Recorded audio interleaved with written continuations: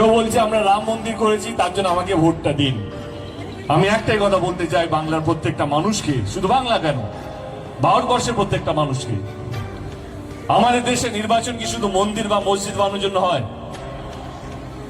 নির্বাচনটা আসলে হয় কে কতগুলো স্কুল করবে, হসপিটাল করবে, রাস্তাঘাট করবে, আপনাদেরকে ভালো রাখবে, আপনাদেরকে সুস্থ রাখবে এবং আপনাদেরকে যে এক রাখবে, এই নির্বাচনটা হচ্ছে সেই নির্বাচন।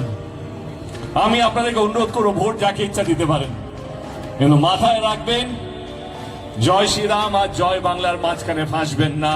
যে আপনাদেরকে ভালো রেখেছে, যে আপনাদেরকে ভালো আগামী দিনে রাখবে, তার হাতটা শক্ত করবেন।